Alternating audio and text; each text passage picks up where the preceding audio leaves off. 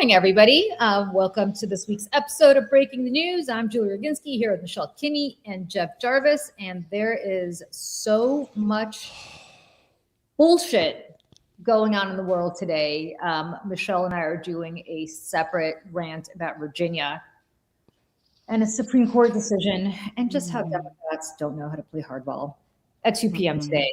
But today, let's talk about the news, because a lot of bullshit has been happening in the news as well. And I still noticed that my glasses for some reason are skewed. Just like the world, Julie. Just like the world. Right. Jeff,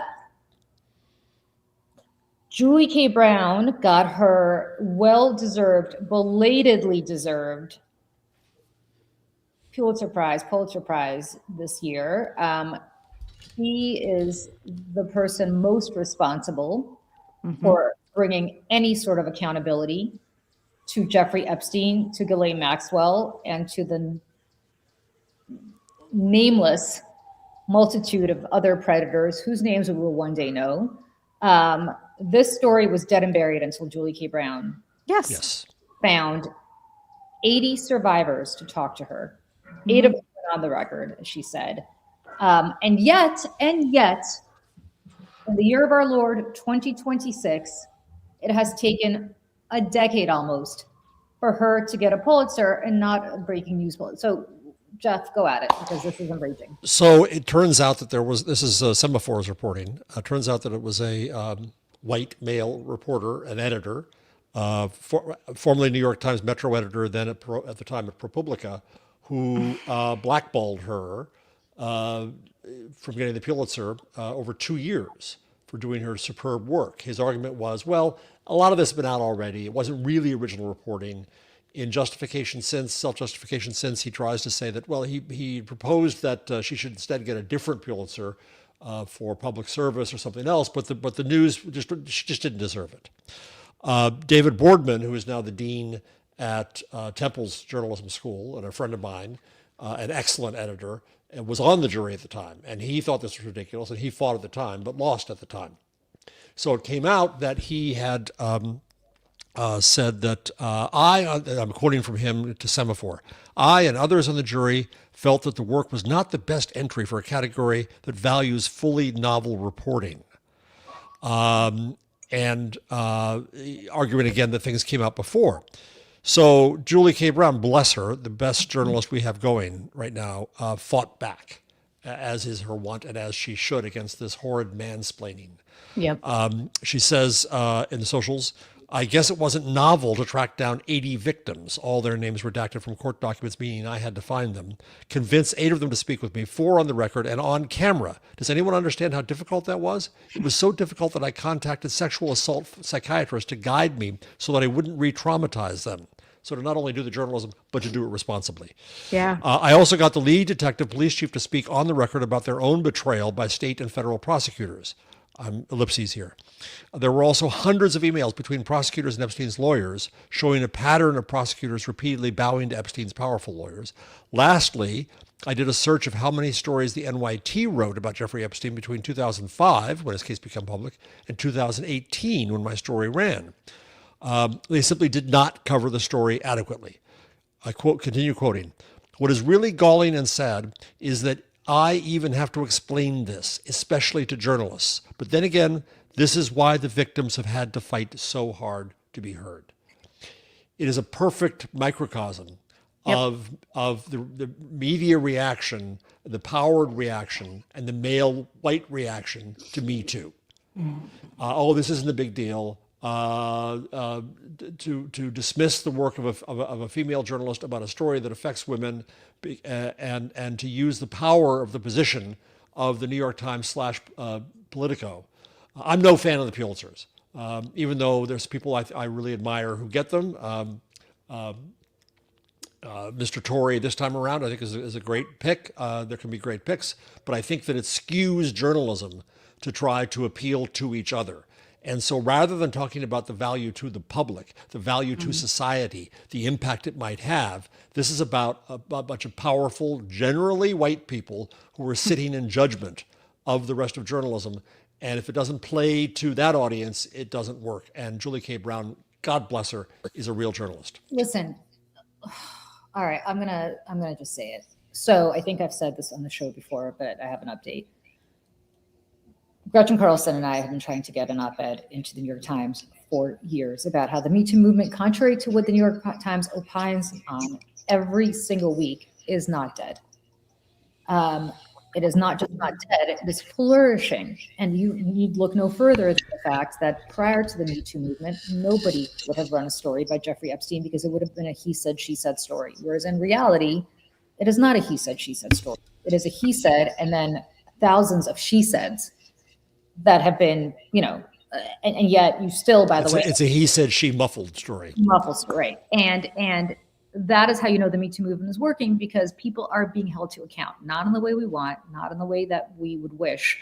But nevertheless, Jeffrey Epstein would still be walking around free if not for all of this. So that's one. So would Ghislaine Maxwell. And we would certainly not have the groundswell in Congress that we have had reluctantly. Eric Swalwell would still be there. And so on. I can keep going.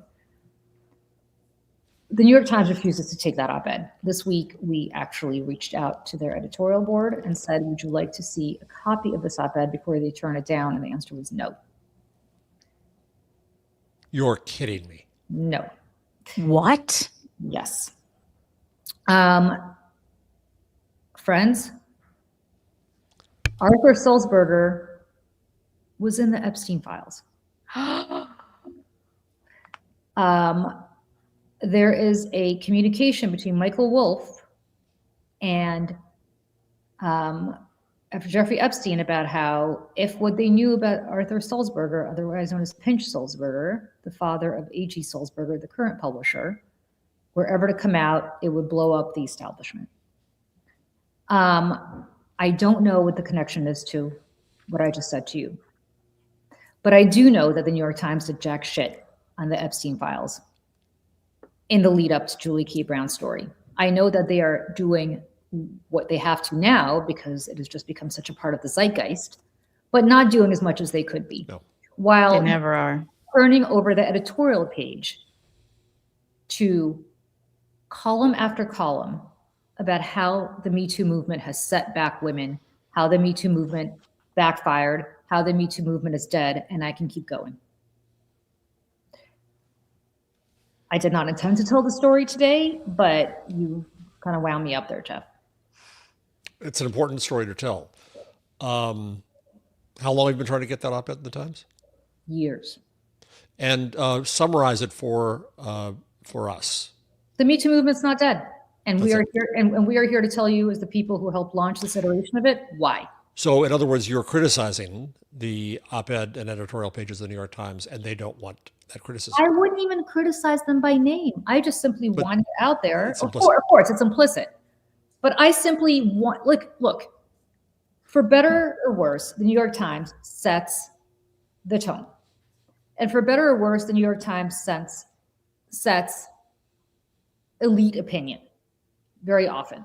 And when the New York Times editorial board and editorial page, I should say, not the board, but the page, consistently run stories about how the Me Too movement is bad or ineffective or dead, people start to believe it because the New York Times keeps telling them this. And in fact, they have written more on this than they have about the war in Iran. And so I'm not even going to question the motivation as to why that's happening. I'm not there. I'm not making those decisions as to what to run or what not to run. It is just simply not true. On the merits, it is not true. Julie K. Brown is the definition of why it is not true. Jeffrey Epstein being put in prison and indicted makes it not true. Ghislaine Maxwell being convicted makes it not true. The resignations that you've seen in Congress, whether Swalwell or Gonzalez, just in the past month, makes it not true. Women are now believed in ways they were not, my friends, prior to 2016 when Gretchen Carlson came forward about Roger Ailes, and I did 10 months later.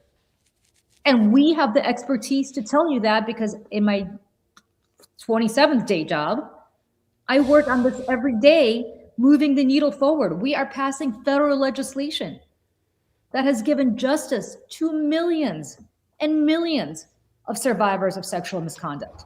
It is called the Ending Forced Arbitration of Sexual Assault and Sexual Harassment Act and the Speak Out Act. At the state level, states are passing this legislation. I just searched. But I'm sorry, you would not know that because the New York Times refuses to cover it.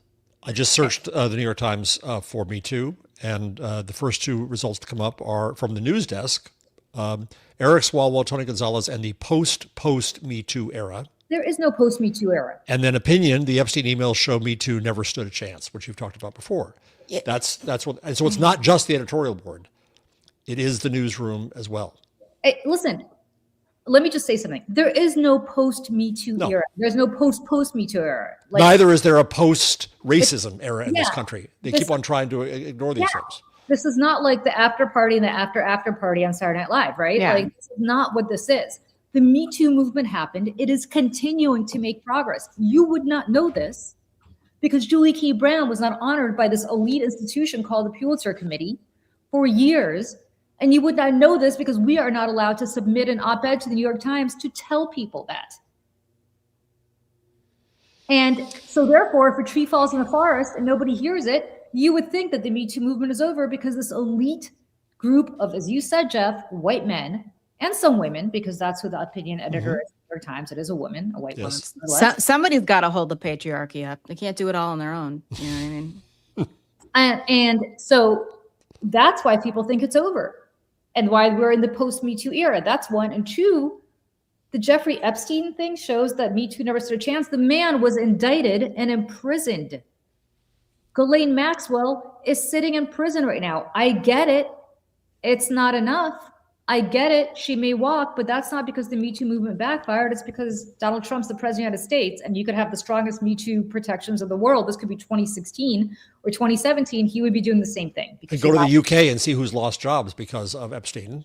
Of course. The Prime Minister of the United Kingdom is on his last legs. We're the only country that doesn't seem to do anything about these. Well, we did.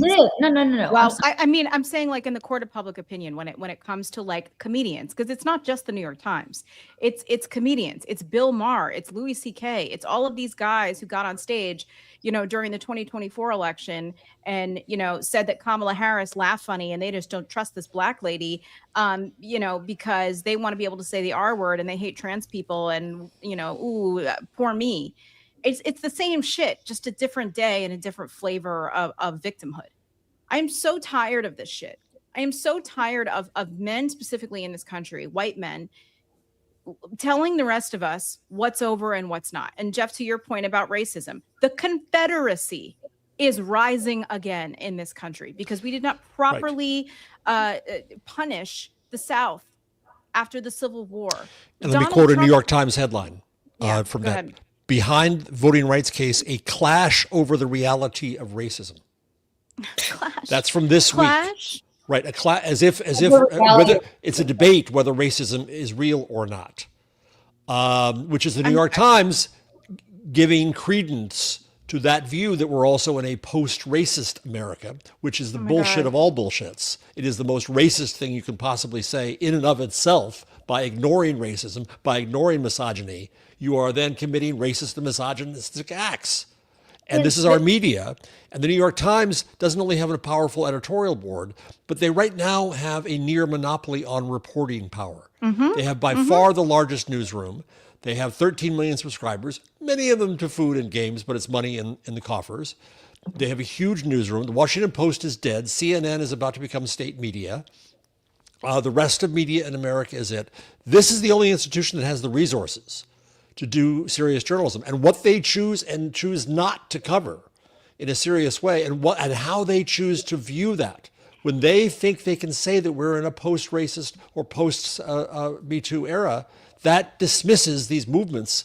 And how do the movements find coalescence in a world that still depends upon mass media? And let me...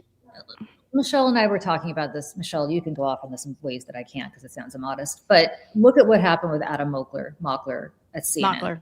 Mockler. Yeah, I am on. Let me just say, it's a Friday. It's 11:21 on the East Coast, and I'm feeling spicy AF. And I think it's, and I say that, yes, like to be kind of haha, but also like the rage. We started the week talking to Ellie Leonard. and the Epstein files and the the reporting that she's doing about Michael Wolff, and how she is sending her reporting out to everyone and no one is listening. No one is picking up. Where is Congress?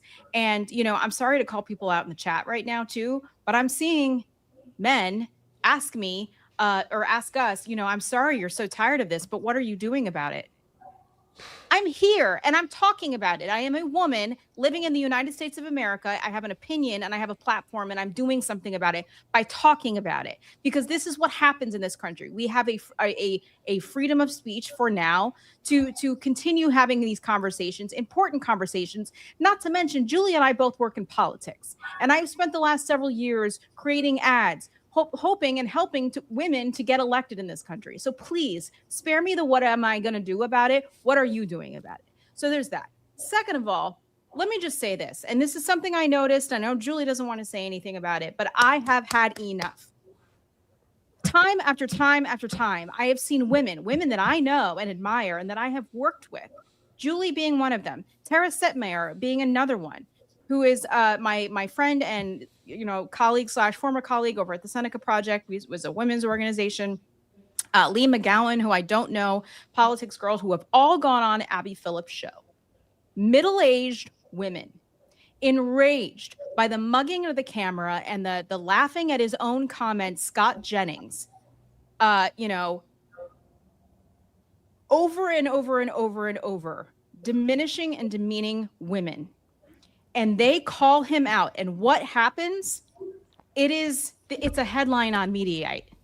It's right. Oh, did you see this woman call him out? Ooh, things got spicy. They treat it like it's the Real Housewives of CNN. It is not. This is real. It is happening. Why is it that every single time a middle-aged woman specifically goes on any network, or God forbid, runs for office, runs for president of the United States, and warns the general public about the dangers of a certain white man who has a power or a pulpit or platform to do harm to people? Why is it now? And this is not an indictment on Adam Mockler. I think he's a phenomenal communicator, and God bless these Gen Z kids. Honest to God, he's fantastic. This is not about him. But why? Why is it that a white guy goes on and pokes Scott Jennings and pisses him off to the point that he fires back? And now it's a story that's being taken seriously. Now this is an issue that's being talked about by serious journalists and serious rooms and serious conversations. And it's not just this piece of reality TV gossip coming from late night cable news.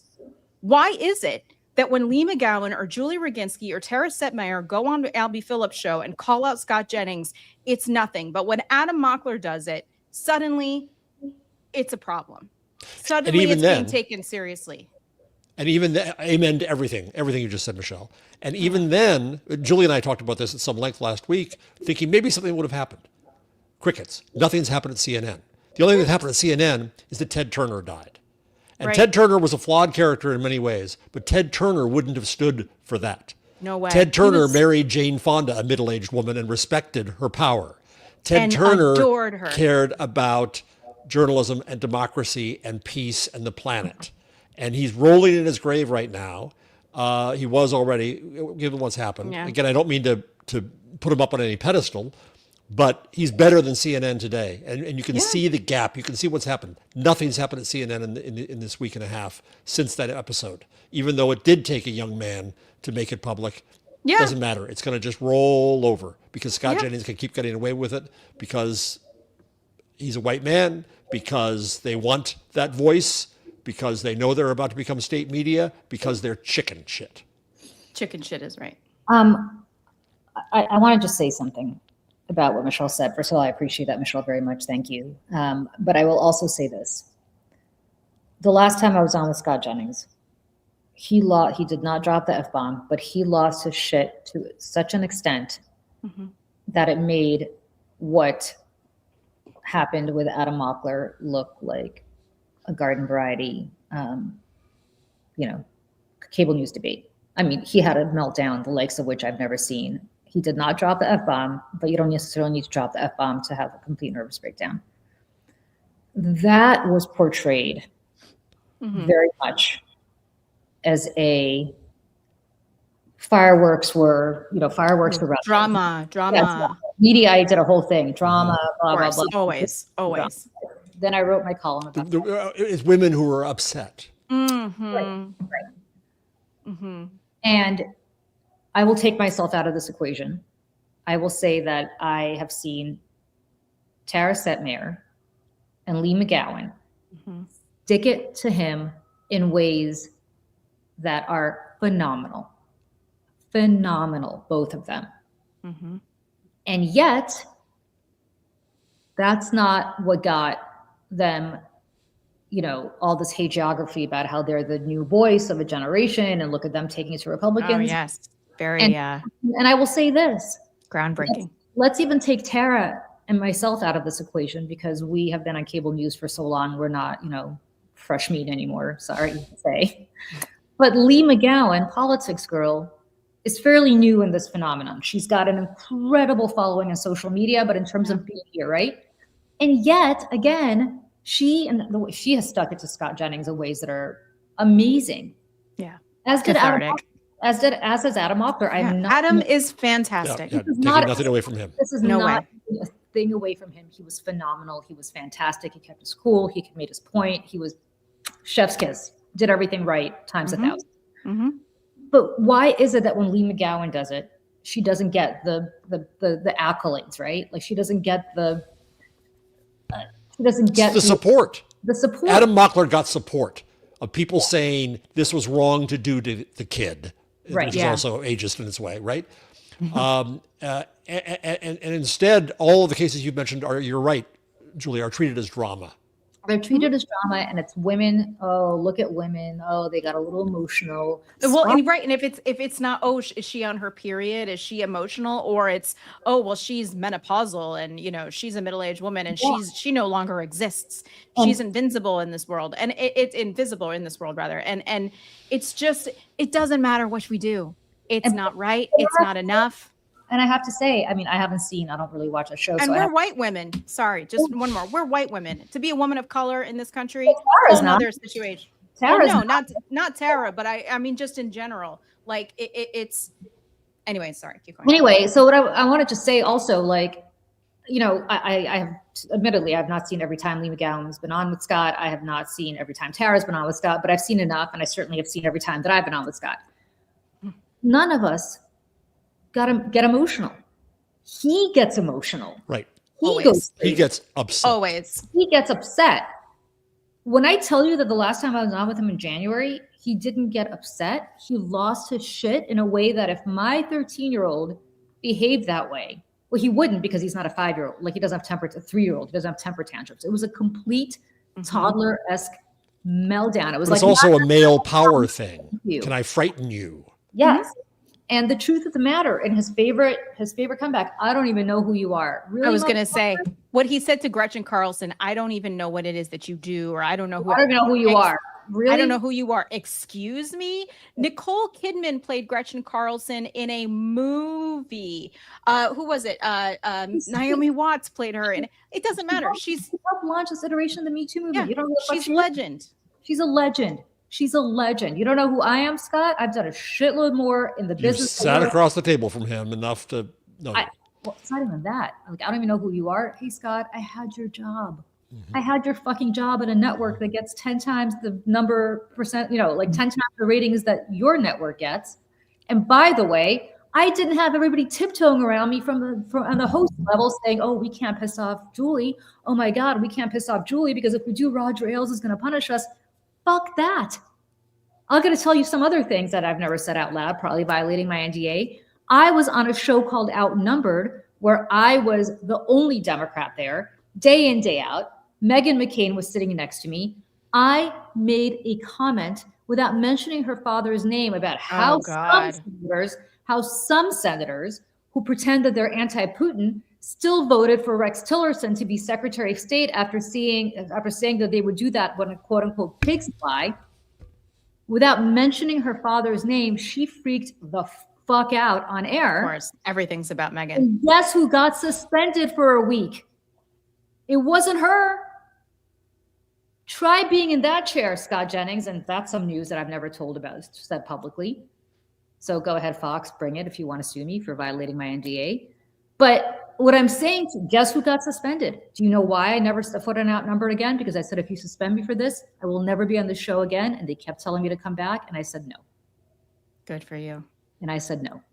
Meghan McCain is insufferable. And the person who suspended me is now the head of Fox News. Her name is Suzanne. So believe me when I tell you, French. Who was at the state dinner? The other couple, So the reason I say this, my friends, see why you should watch the show. Some good tea here, right?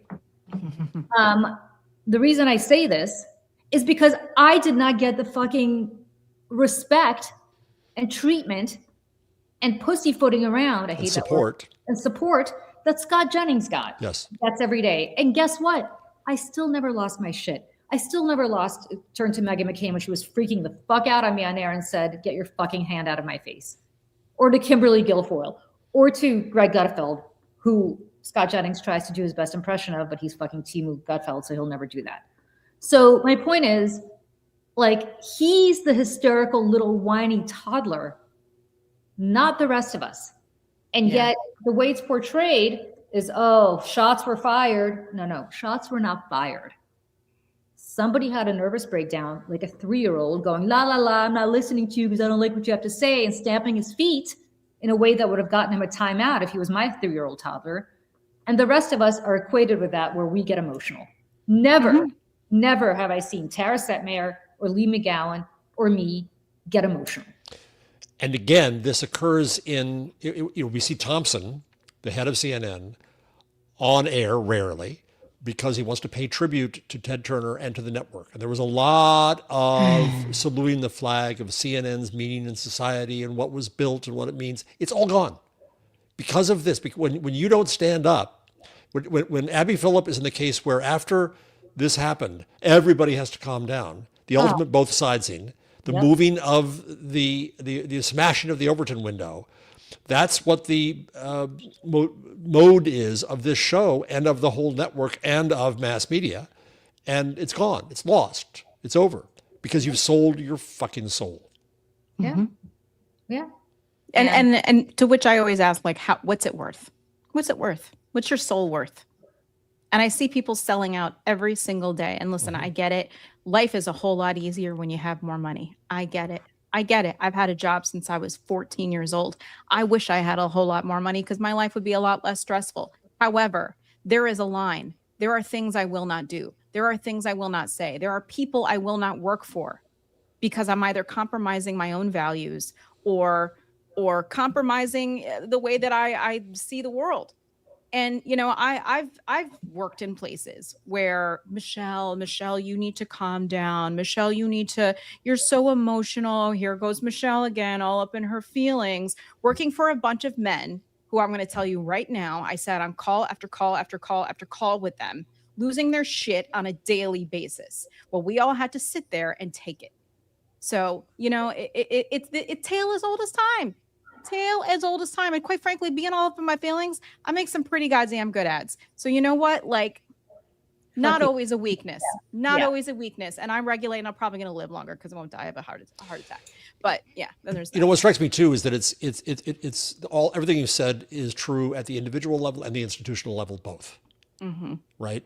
It takes a lot of people in the organization to first be silent to an episode like this, and then second, decide to do nothing, and then third, go along with that. Same kind of dynamic that leads the New York Times to interview Tucker Carlson and give him huge homepage play and a story about how tough it was to interview Tucker Carlson, which is full of crap. What are they doing? Can I just please? The same journalist who gave him that treatment gave Megyn Kelly same exact profile a year ago, 6 months ago. Like, what is this obsession that the Times has with trying to understand these people? Friends, I worked with both Tucker and Megyn. There is nothing to understand. They saw where the party was going. They saw where the almighty dollar was falling, and they went there. Period. There is nothing to understand. It is the opposite of what Michelle said. Some of us walked away from a lot of money because we decided that we did not want to follow people who were unethical.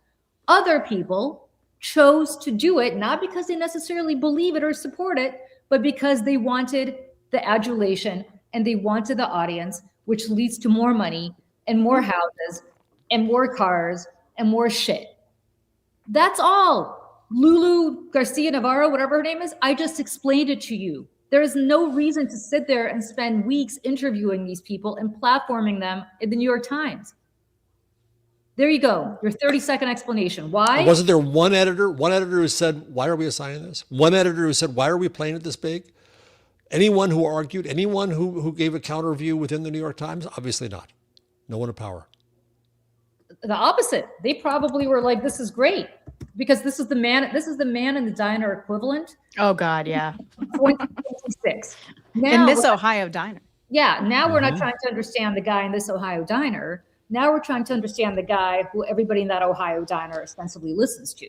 There's nothing to understand. Jesus. There's literally nothing. There was nothing to understand about the guy in the Ohio diner either. He's pissed off because all of a sudden people of color are starting to come up, and he's been told over and over again that they're coming for his jobs, and they're coming for his wife, and they're coming for his kids, and they're coming for his opportunities. And he's pissed off because the economy's left him behind, and he's a little bit racist. There's your understanding of the guy in the Ohio diner. You know how I know this? Because I've seen fucking focus groups of these people. Right. Period. Right. And you know what I said about Tucker and Meghan? Because I know them. And good for them, by the way. I don't begrudge. They built something of their own. They don't want to listen to, they don't want to be fired by Suzanne Scott anymore, or by, whoever Meghan got fired by, whose name escapes me right now, the head of NBC, when she was over at NBC. And they both decided that they're going to build something that is theirs and nobody can take it away from them. And P.S., I admire it, even if it's complete and utter garbage and they know it. But the truth of the matter is, that's what they're all about. It is corruption of the soul, corruption of the field. I've devoted my life to mass media and I regret it.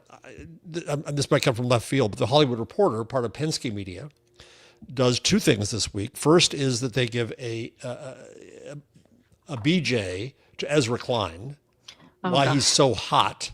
And then they do one of those ridiculous magazine lists are meaningless, utterly meaningless, but it's really telling that they do the 50 most important people in New York media. Oh, and it's great. the people who aren't important. It's the has-beens. Right. It's all and, it is and the they try to people, pump each other up. Yes, it's like here's the 50 people I want to make to come to my birthday party. So I'm going to write an article about it. Won't you please bring me a present? Like that's what this is. I hate the lists. I hate the 40 under 40 or the 100 whatever it is. I hate it. Well, by the way, who is going to tell Mika that Forbes is a laughingstock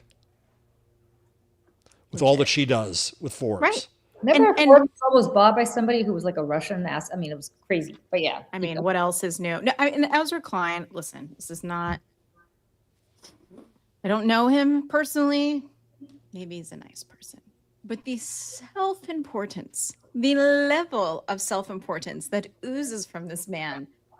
Every time a clip of his comes up on my Instagram, I'm like, nope. Because it's like the multi-camera, like cinematic, like, oh, and then I'm telling you how this is important. It's mansplaining again. I can't. It's white-splaining. It's mansplaining. It's all kinds of things. And there's nothing wrong with being a white guy, like out in the world, having opinions and talking about stuff. Do what you got to do, but also have some self-awareness. I read that the subhead. You are not omniscient, man. You just aren't. Oh, he seems all-knowing. You're absolutely right. I read the subhead. Sorry to interrupt. Thanks to his best-selling book and blockbuster podcast, the liberal wonk of the Obama years has become one of the NYT's brightest stars and an unlikely thirst trap. But his deep thinking approach suited to our clickbait world? Sorry. Oh, no.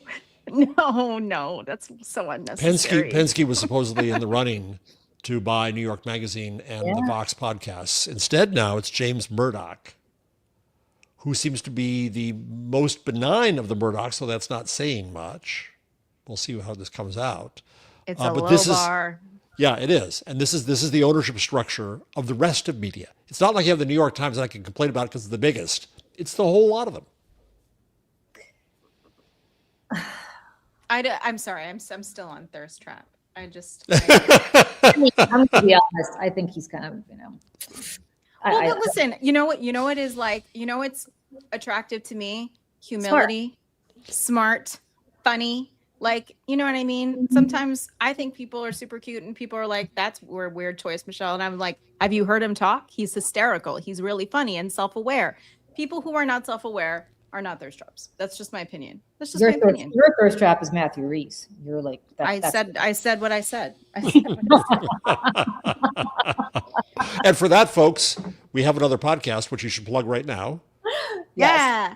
Called The Americans. That is The Illegals, yeah. The Illegals, sorry, which is the Americans Rewatch podcast, which is on the Media Network, which all three of us are on. Which dropped, the latest episode dropped last night, and you should definitely go listen to it on Apple Podcasts or watch it, which, by the way, lots of different, I add clips Michelle in, did all lots different of kinds editing of and visuals. Background context. So you'll have a better experience if you watch it. All right, so. I wanted to say this because there's somebody in the Substack comment that I had to ban.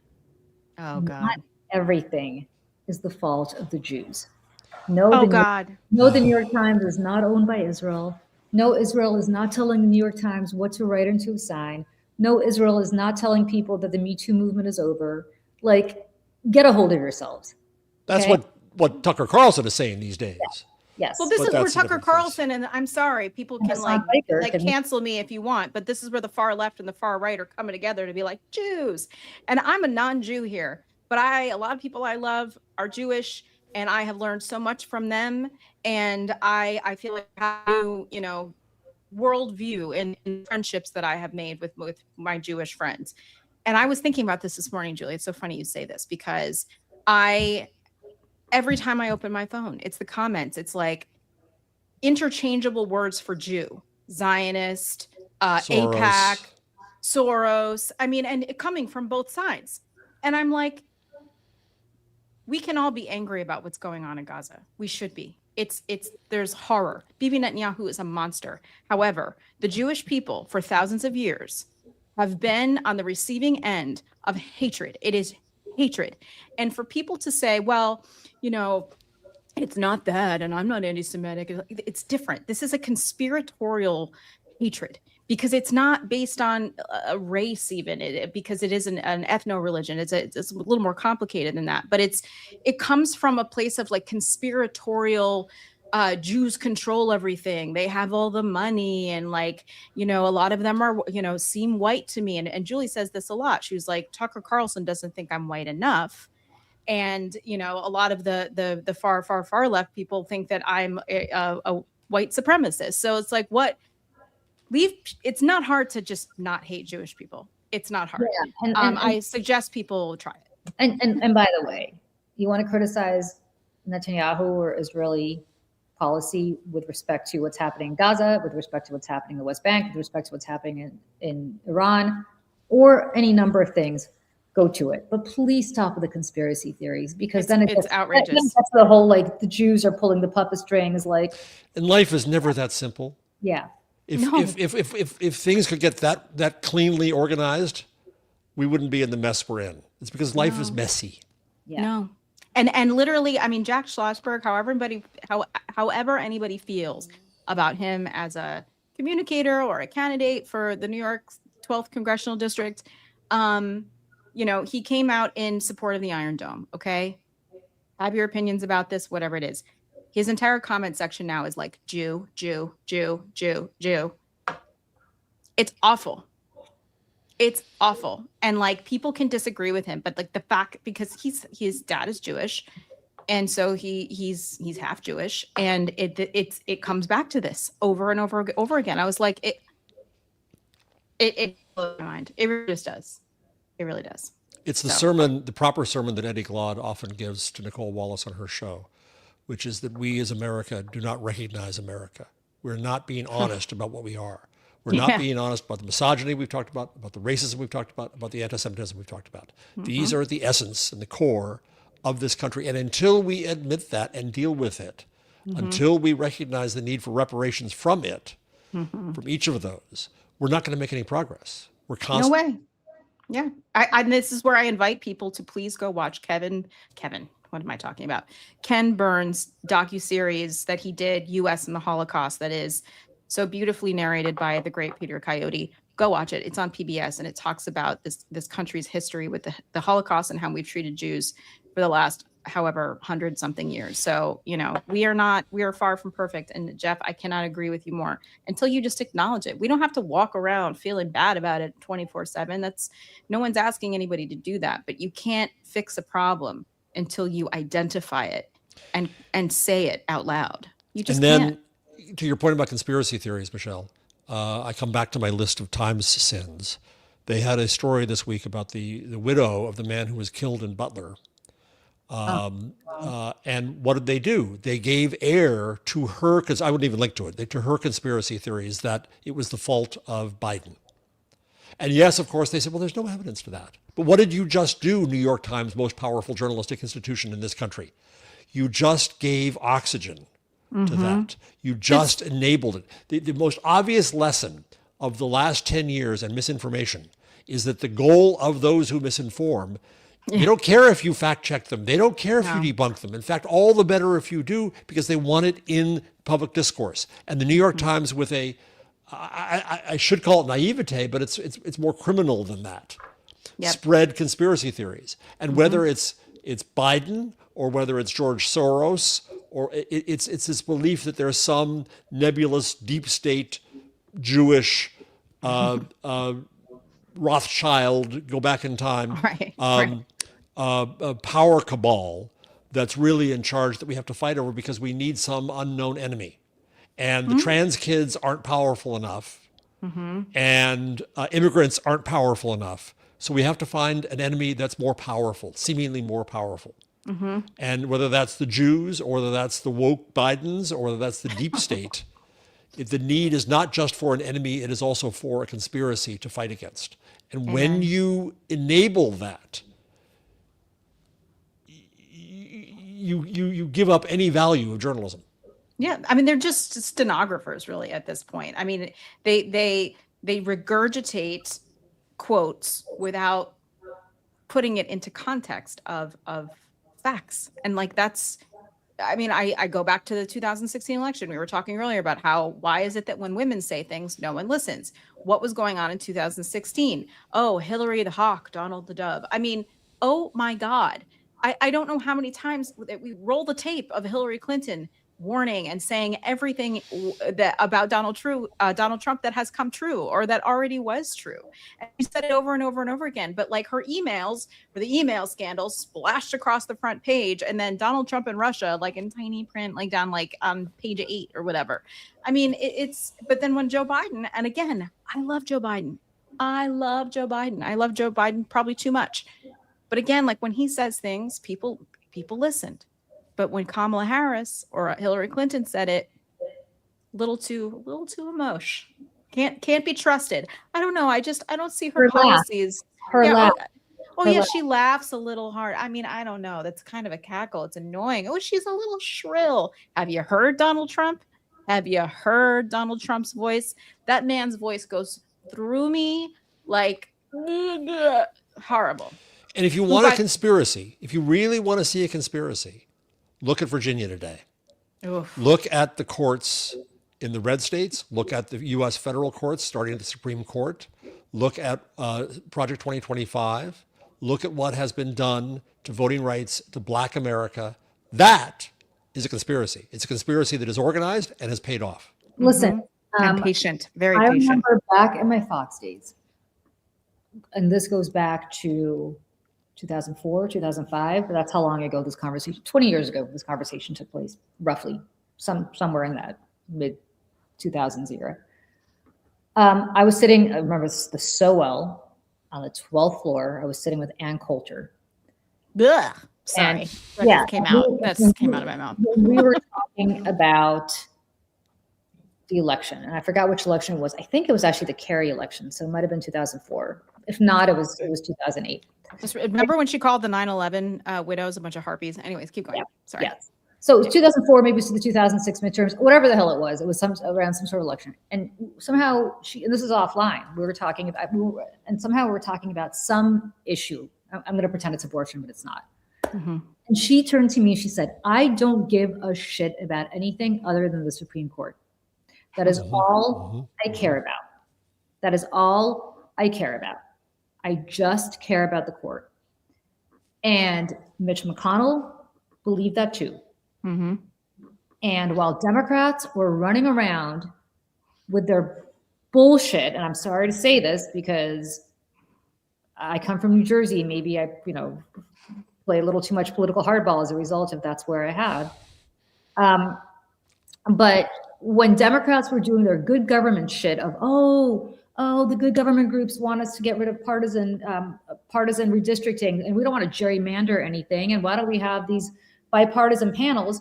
Guess who didn't do that? Michelle, talking more about this. Guess who didn't do that? The Republicans. You know why? Because they didn't give a fuck about whether they were going to get a bad editorial in the New York Times. Do you want to go in your corner and write your hit song "Alone in My Principles," or do you want to win? Like, these are your two choices. Yeah. And that's it. And Ann Coulter and that whole ecosystem, and I would love to talk to George Conaway about this because he was part of that for a long time. They focused on what matters. They understood that the courts were even more important than Congress. Yes. Congress is transient. Congress goes one way, and then Congress goes, like we've had a change of power in this century. Almost every single election, right? We elect a Republican Congress. Oh shit, we made a mistake. We're going to elect a Democratic Congress. Oh, we elected a Democratic president. Oh shit, we're going to elect a Republican president. Like, we don't have the kind of consistency that we had at the latter part of the 20th century. Or since with the exception of a short period of time under Eisenhower, Democrats basically controlled the House of Representatives from Roosevelt all the way to Newt Gingrich in 2004. That doesn't happen anymore. That doesn't happen anymore because people are pissed off and they're angry. But these people understand very clearly that what matters is the permanence of the court, because federal judges can't be removed short of impeachment. There's no retirement age. You can't vote them out. They can be there till the day they're carted out feet first from their courtroom. And not just in the Supreme Court, but in the lower courts as well. And they stacked it and they stacked it and they stacked it. And Democrats, while it sat around, and frankly, I hate this expression, I'm going to use it anyway, jerked off to this good government shit. And that is why you see in Virginia what is happening right now. Because, to bring this back to the show that we're on, because they're so worried about some bad fucking editorial from the New York Times that somebody's going to use against them in a campaign. I was thinking the other day, I was saying to my wife, if Trump had just sat there doing nothing but painting pools, if he hadn't done the tariffs, if he hadn't done his war, if he hadn't sent out the Gestapo into the streets of America, he would have benefited from Biden's economy. The economy's dying to do better. We would have seen world trade, which the conservatives used to love, growing like crazy. We would have seen technology growing like crazy, unabated, if he just sat there. And you know that in their hearts, the Republicans don't like what's happening in the economy, but they have a higher priority. And their higher priority is the white nationalist, Christian nationalist priority of the long-term goal of whatever happens in Congress, whatever happens in redistricting in states in Virginia or Florida or wherever, whatever happens in presidential elections, they've won for the long term because they own the Supreme Court and much of the federal courts. That's what they kept in mind. And let me just say this to bring it back. Sorry, Michelle, I interrupted you. Go ahead. No, I just wanted to say that, I'm bad at math, but however many years it's been since 1965, we have not been a democracy for 250 years. And we're celebrating that right now. We've only been a democracy since 1965. That's it. That is, and I would say, right. And so gutting this Voting Rights Act again, and this is where I was bringing up the Confederacy earlier, this is the end goal, guys. They see this worldview where everybody's white and Christian and, abides by the same rules, and women are kind of put into these, little boxes of trad wives and this wife, and you do this and your duty to your man or whatever else it is. And again, this is or women are holding more power and more financial independence and more education than any other time in the history of the world. And I talk about that a lot. And they're freaking out. They're freaking out because there was a black president. They're freaking out because women have power and independence, and they can't stand it. And so what they're going to do, just like, and they're like the Taliban, they're like Al Qaeda. They will wait a long ass time. They will put in the work. They will be patient, and they will wait until the right moment to strike. And that was 2024, like in the worst case scenario, 2016 in the first. But this is what they're doing. And they put it in a book, for God's sakes. And like nobody listened. Well, let me just say this, because while we're talking, breaking news, and this goes back to what I was saying, breaking news in the New York Times, that, let me pull this story up.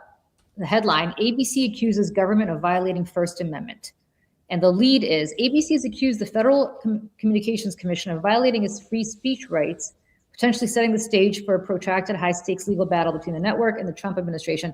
Effectively, Brendan Carr, the head of the FCC, had said that The View, which is under the news division of ABC, should not have to abide by the equal time exemption because they're not a real news organization, right? And so what ABC is now saying is just Brendan Carr is doing this because he doesn't agree with the viewpoints of people on The View, rather than because it's an honestly held opinion. And because he's a little bitch boy, but yeah. They are, of course, right. But friends, you fucking handed this to the Trump administration when you were the first network right after the election to throw George Stephanopoulos, who I cannot believe is still there, and I have lost a lot of respect for him for sticking around, threw him under the bus and settled with the Trump administration because Stephanopoulos said to Nancy Mace, how do you feel about, as a sexual assault survivor, how do you feel supporting a man who raped E. Jean Carroll? And Trump sued and said, I never was convicted of rape. I was convicted of sexual assault. Despite the fact that a judge said very publicly that yes, indeed, in the parlance of normal people, what he did was rape. But because it was digital, sorry for the gesture, and not, penile. I was trying to find a better word, but penile. According to New York's very outdated laws, that's technically not rape. That is just sexual assault. Give me a fucking break. They would have won in court. They would have won in court. Even in our courts today, because the case was so clear. Yes. And time again, these media companies have chosen to surrender. But they surrendered, much like Paul Weiss surrendered. Much like Columbia surrendered. Columbia. All of these great institutions of free speech, whether it's Columbia, one of the best Ivy League schools in the world, in the country, or ABC, one of the most storied news divisions in the world, the Walt Disney Company, Paul Weiss, which was a huge Democratic firm back in the day, all of them surrendered and bent the knee. And what I'm saying to you right now is that this is a direct correlation to what I was saying before. Democrats don't know how to play the long game. And what happens? Then, ABC, you get slapped in the fucking face because they know that you will bend. And belatedly, you're like, oh, no, we're not going to bend. We're going to stand up for ourselves. We're not going to do this. We're not. Too late, buddies. Too late, friends. It's too late. Are you two going to talk about Virginia at 2:00? You said. Yeah, want to come join? You can. Can you pull up the Washington Post homepage right now? Sure. So the headline: in a win for GOP, they could say in a loss for democracy, but whatever. Virginia Supreme Court strikes down redistricting for him. But the map there is very telling. The map shows the states redistricting effort state by state. So there's X's through 3. Maryland and Virginia being blue and Indiana being red. There's one blue success, which is California. And then everything else is a red state where they've managed to do this. They've adopted or are working on efforts. The right has the strategy of winning this against every ethical, constitutional, democratic norm and bound. And we're sitting here taking it. We're not pulling out the guns, and we're going to lose. I asked at the very beginning of the show whether we're doomed, and Julie, you gave me a little bit of hope when you said you don't think we are yet. We're not doomed, but I will say to you that the leaders that we have, look, we're going to get the House back this year just because we're going to get the House back this year. Like, even Texas that is counting on all these extra seats, I'm going to be very honest with you, they're counting on those extra seats because they think Latinos in the southern part of the... Oh, yeah. And good luck to you, because Latinos fucking hate Donald Trump and understand they made a mistake down there in southern Texas. But the bigger issue that I have is not that. The bigger issue that I have is because when they win, on the backs of people like us who are crawling over broken glass to go vote this year, to stick it to Donald Trump, they are going to say, Chuck Schumer and Hakeem Jeffries, oh, look at us. We just, we deserve another term. We just got the majorities back. Yeah. You are a bunch of gutless fucking people who are going to be the speaker and potentially the Senate majority leader in spite of and not because of anything that you did. Look at the lesson of UK last night. Keir Starmer, the search for the mythical centrist, the mythical bringer together, right? That was Keir Starmer. And look at the mess that they're in, not also because of Epstein. And look where the victories have been in the U.S. As you two have both argued, fighters. Yeah. Fighters have been the ones who have been bringing victory in. And we need fighters. We need fighters to bring people out on the streets. We need fighters to bring us to, and we need fighters who are going to fight over misogyny, and we're going to fight over racism, and we're going to fight for the Constitution. Mm-hmm. And from a fighters real place. In media. I mean, as I said before we got on, I didn't know about the Virginia case. Julie gave me the news, and I await the editorials we're going to see from the Washington Post and the New York Times. Oh.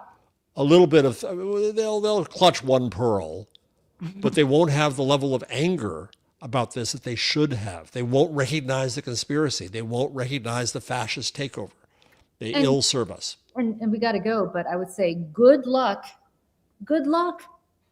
to the Dems who will look at the New York Times. And New York Times, you know what the New York Times is going to say?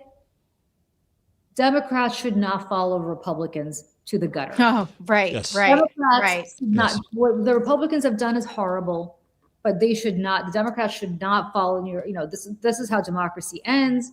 And this is why gerrymandering is awful. And what's going to happen is that both sides are going to start electing their most extremist candidates if this continues, because we're not going to have any competitive districts. And so therefore, we're going to have even more strife and even more partisanship. We got it already, folks. All true. All true. But friends, that's like saying that if somebody brings an Uzi to a knife fight, you shouldn't also bring an Uzi to a knife fight, because that way too many people will die. You're going to die if you have a knife and somebody else is shooting an Uzi at you.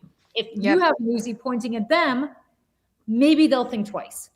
Or maybe, just maybe, both of you will die. At this point, I don't give a fuck. Build something better from the ashes.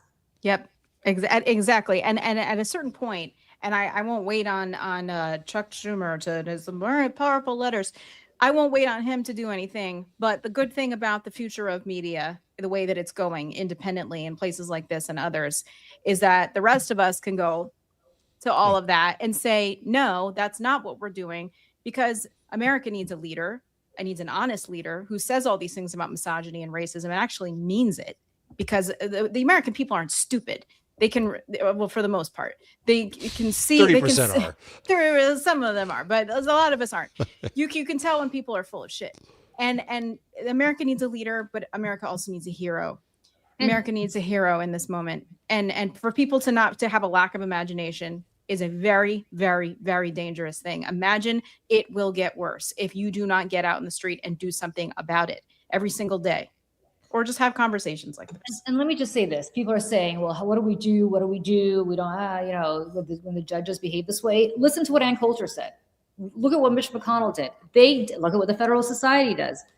Dedicate yourself to electing people who will appoint the justice you want. In Virginia, friends, the Virginia Supreme Court, those justices are elected by a majority vote of both chambers of the Virginia basically the state legislature, not by the popular vote or by direct gubernatorial appointment, right? So they're elected by both chambers. They serve for 12 years. And they have to be reselected by the legislature at the end of their terms. They have they retire, have mandatory retirement at 73. Friends, you want to know what to do? You want to know how to punish these people that voted against you? Demand, if you live in Virginia, demand as a litmus test from the legislators that you support. Hey, John Smith just voted against this. Are you going to reappoint him? Are you going to appoint justices who are going to allow you to do partisan redistricting, which is what the majority of Virginians voted to do? If the answer is, I don't know, it's too premature to say, that's not your candidate. And listen to Jamel Bowie and look for the candidates who want to restructure the Supreme Court. Yep. Whether it's limiting its power which is in the power of Congress to do, or whether it's increasing the size, who want to increase the size of the federal bench overall. Yeah. Listen to those who are up for radical reconstruction and radical reform here, because that is the only thing that is going to work. We have to go through with a blowtorch to take down not only the things that Donald Trump and company did that were bad, we then have to go farther and protect against the next and continuing Donald Trump. Right, and because media they're young. have to get behind this. Yeah, because there's a whole new generation of these people coming, and they are ready, and they're foaming at the mouth. And for anybody, and I understand it was a different time 100 years ago, but for people to say, well, that just can't be done. We can't do that. Why can't we do that? We made a constitutional amendment to outlaw alcohol, and then 10 years later made another amendment to say, just kidding. Like, don't say things aren't possible. We can do whatever, it's just a matter of will and the American people. We could have had an ERA. No, don't even get me started. Don't even get me started on that. By the way, the last state to vote to support the ERA, belatedly, was Virginia. So Virginia got their shit together. Okay. On that note, Michelle and I and Jeff, if you want to come join, if you still have outrage left by 2:00. Yeah, I know. I've got all the rage left to get me through the rest of 2026. And I was going to show Julie. I was going to show the Veep thing, but I can wait until 2. No. Show it now. Play us out with the Veep thing, because this is what Michelle. By the way, the very brilliant Michelle Kinney strikes.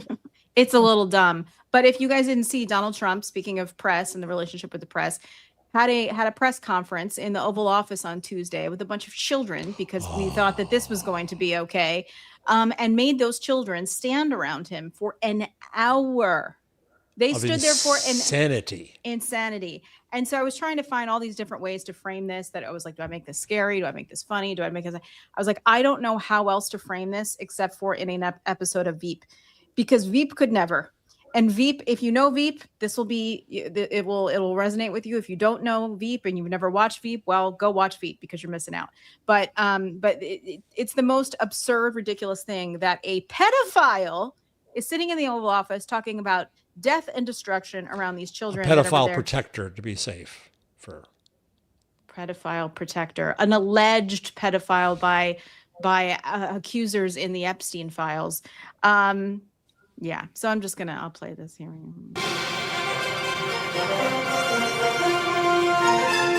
Are you a strong person? Yes, sir. Good.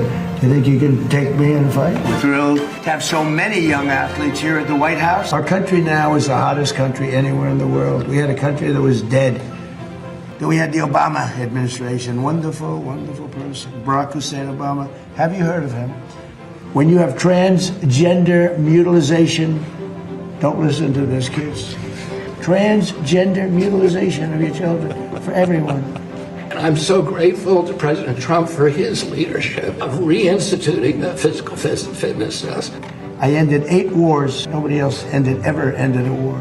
And the person that won the Nobel Prize, Maria, she's a good person. She said, I don't deserve this. This deserves to President Trump. You know, we hit an all-time high stock market today, despite that we're in a little skirmish, military. I call it a skirmish. We basically wiped out their military in about 2 weeks. We can't let Iran have a nuclear weapon. You might be too young for this, but you can't let a bunch of lunatics have a nuclear weapon, or the world would be in trouble. The world would be in trouble. And when they start shooting them right between the eyes, and you see a guy fall, all of a sudden the guy on your left goes down. He can put on weight, like up and down like a yo-yo. And he doesn't take the shot. He doesn't need the fat shot. There's a couple of Republicans, a couple of them I like, a couple of them I can't stand, actually, if you want to know the truth. Physical fitness. If you believe in genetics, because I do. I work out so much, like about 1 minute a day. You know, they fired them in little boats with pea shooters. You know what a pea shooter is? Little boat with little boats, right? And they're fast, yeah. Presidential fitness test, but others. And in order to have a sound mind, you do have to eat well. You do have to exercise. You do have to train. They didn't used to respect us. But they respect us more than we've ever been respected. Also thought oil would go up to 200. It's like at 102. That's a very small price to pay. And then all of a sudden, a woman dropped dead with a bullet right there. Always right there. Then another woman dropped. And then the word started to spread. And then there was panic. We don't want to go in and kill people. It's too tough. Great people, I know. These are sick people. And we're not going to let lunatics have a nuclear weapon. The power of a nuclear weapon is something I don't even want to talk about. We just hit records on the Dow. We thought I'd easily win the election, which, by the way, I did. And really bad things happened in the election. And President Obama, thank you, Barack, very much. Great job. Thank you very much, everybody. Thank you, Press. Thank you, Press. Thank you, Press. Thank you, Press. Thank you, Press. Thank you, Press. Thank you, Press. Thank you, Press. Thank you, Press. So bad for our Thank you, Press. Those poor traumatized children, and I mean that. Well, as a parent, I must ask, whose decision was that to let your kid into that room? Because what did you think was going to happen? Enjoy being part of history, kids, because that's something that's going to be part of the rest of your life. Okay. On that note, it's so good to see everybody. We will be back in just a little under 2 hours, and tune in again next week for another episode of Breaking the News with the three of us. Bye, everybody. Bye. Bye.